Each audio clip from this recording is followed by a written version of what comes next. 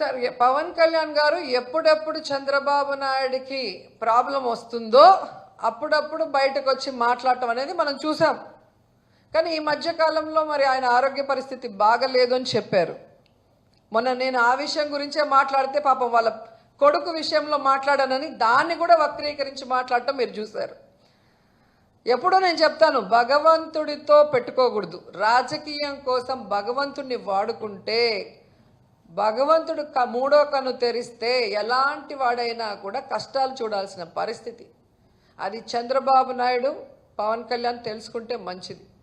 ఈరోజు రాష్ట్రంలో ఉన్న దళితులందరినీ కూడా అవమానిస్తూ వాళ్ళ మీద దాడులు చేస్తూ వాళ్ళ మీద కేసులు పెట్టి హ్యూమిలేట్ చేస్తుంటే పవన్ కళ్యాణ్ గారు నోరు మెదపటం లేదన్న విషయం ఈ రాష్ట్ర ప్రజలందరూ కూడా గమనిస్తున్నారు. చివరికి ఆయన పిఠాపురంలో ఒక అమ్మాయిని అంతకుముందు ఎలా వాడుకొని ఆ అమ్మాయి మీద అత్యాచారం చేశారని వాళ్ళ తల్లిదండ్రులు చెప్తే కూడా కనీసం ఆ అమ్మాయిని పరామర్శించలేదు. అలాగే ఒక సినిమా ఈవెంట్కి పిల్లలు వస్తే మీ ఎనర్జీని బయట పెట్టండి, ఉద్యోగాలు ఇవ్వాలంటే మా దగ్గర లేవు కాబట్టి బైక్ సైలెన్సర్స్ అన్ని పీకేసి రేస్ చేసి పోండి అన్నారు. 2 పిల్లలు చనిపోయారు. కనీసం వాళ్ళ తల్లిదండ్రుల్ని పరామర్శించలేదు. వాళ్ళు ఈయన ఉన్న చోటకే తీసుకొచ్చినా కూడా వాళ్ళని కనీసం చూడకుండా వెళ్ళాడు.